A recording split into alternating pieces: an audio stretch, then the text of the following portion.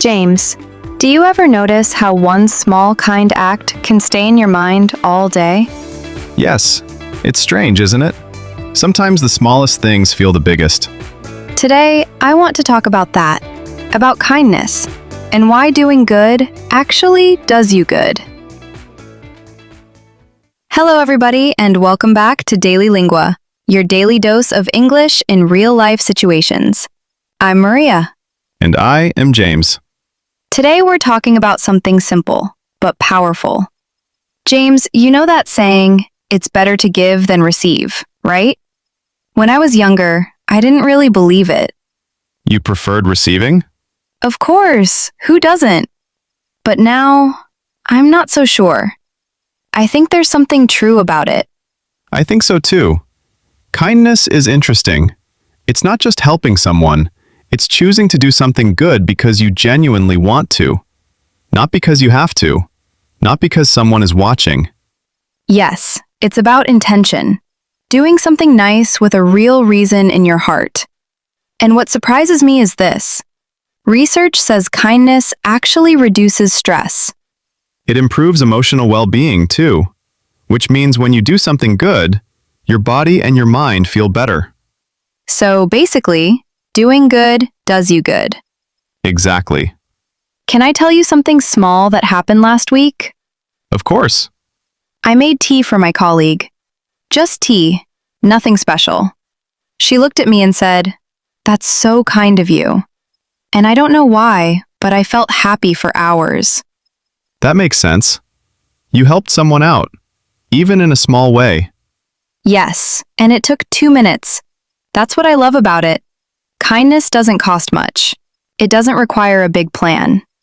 It's often the small things.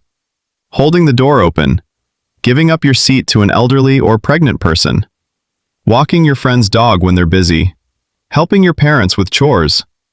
They may sound like small things, but their impact is great. True. You know, something happened to me recently. I held the door for a man carrying heavy bags. He smiled and said, "You made my day." And that sentence stayed with me. It stuck with you. Yes, it followed me home. I kept thinking about it.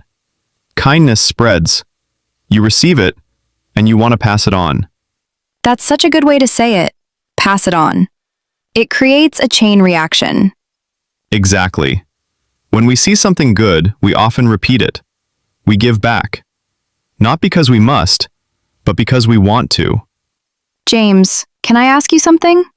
When was the last time someone's kindness genuinely surprised you? Like, you weren't expecting it at all. Actually, not long ago. I was at the supermarket.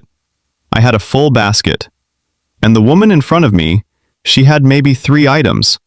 She turned around, looked at my basket, and said, "Please, go ahead." Just like that. No hesitation. Oh, that's so simple. But it feels so good when it happens. It does. And the thing is, I was having a difficult morning. I was tired. I was a little stressed.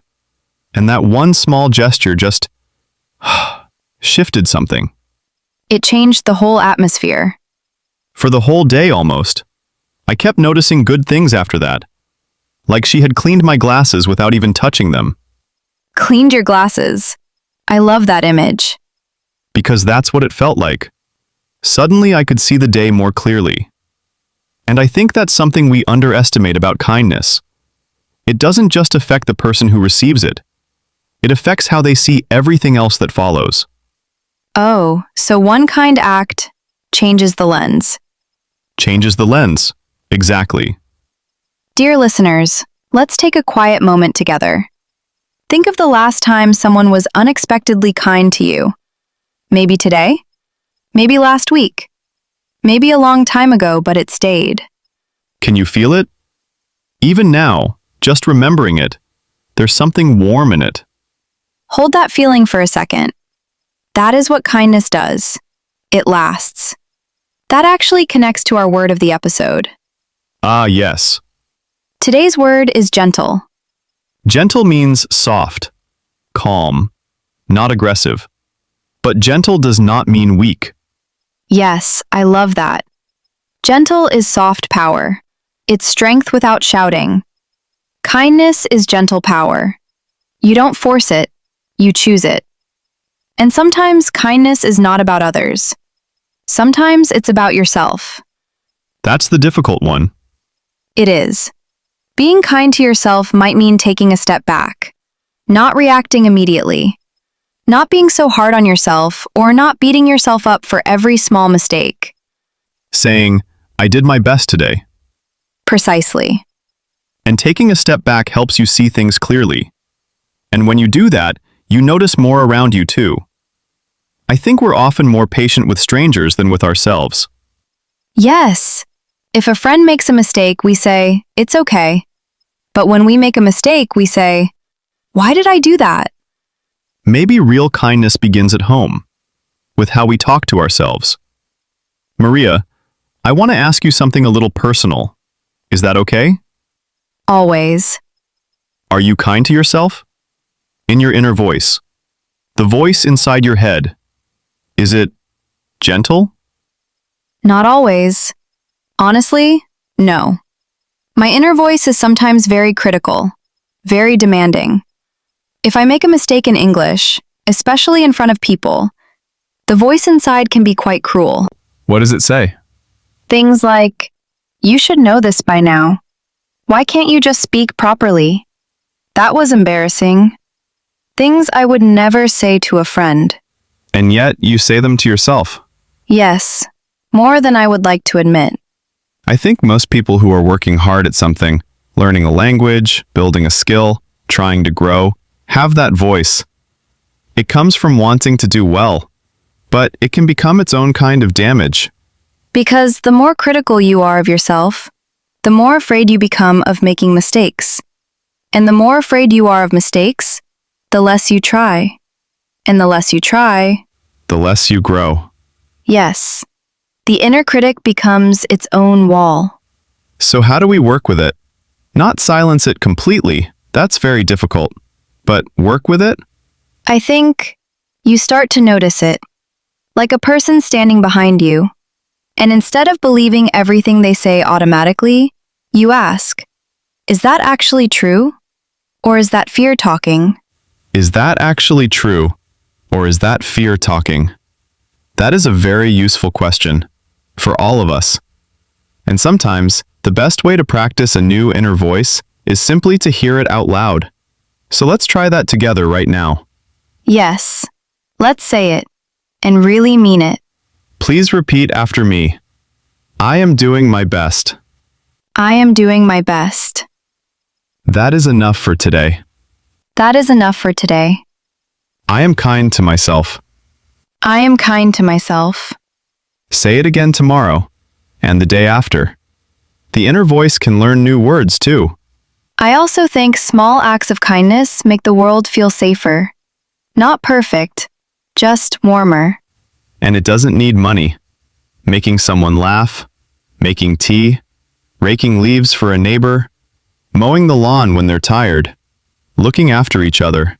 Or simply saying thank you in a meaningful way. But sometimes thank you feels too small. So what can we say instead?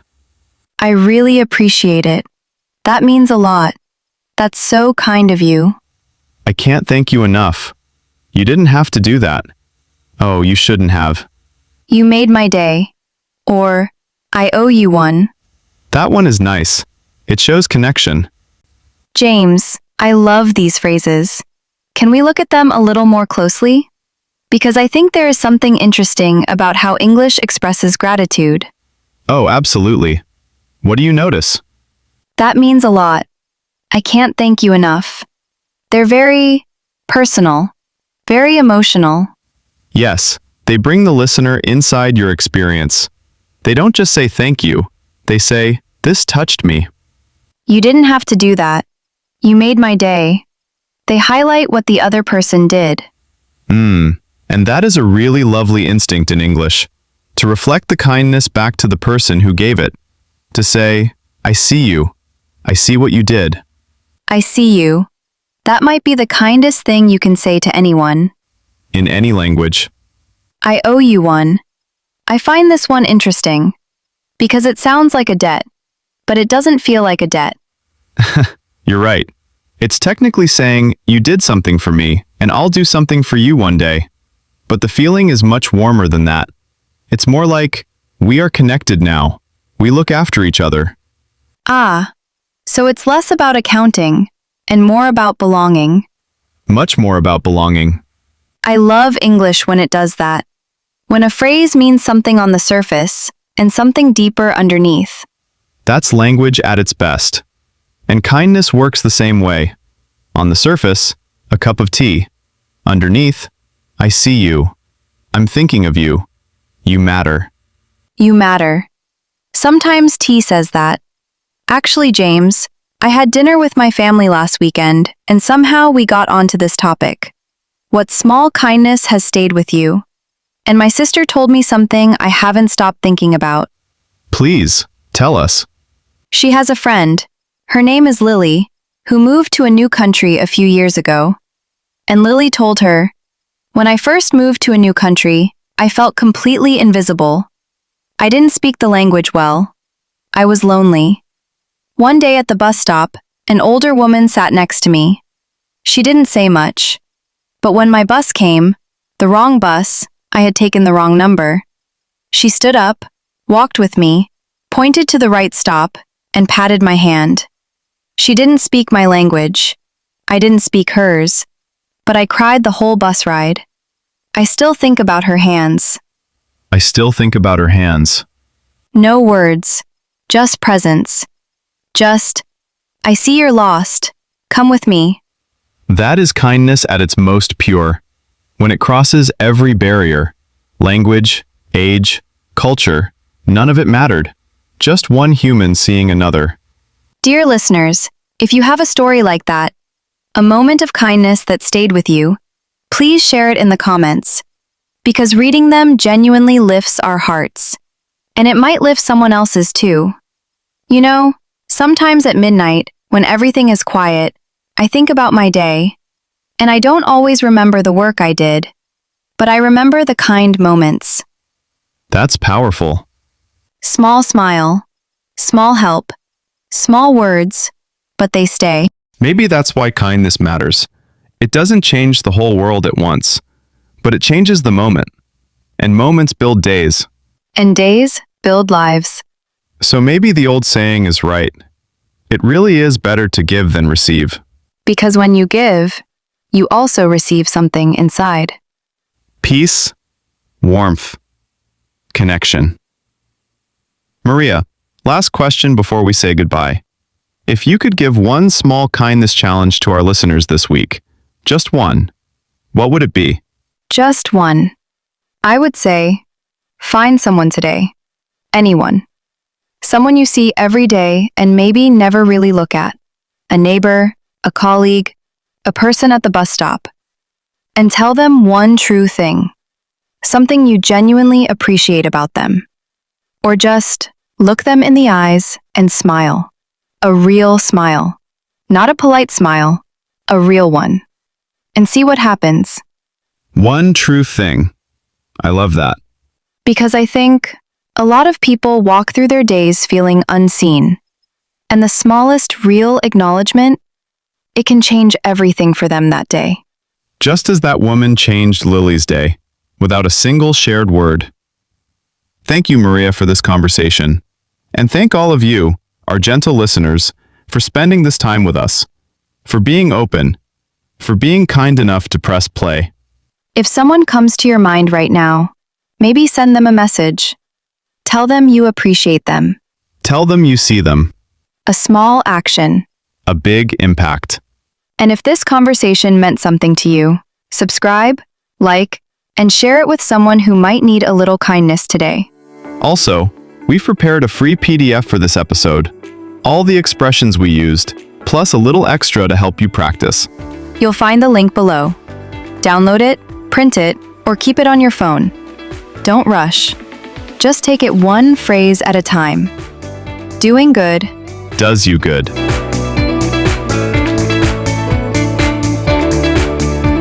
This is Daily Lingua. Keep speaking. Keep growing. See you next episode.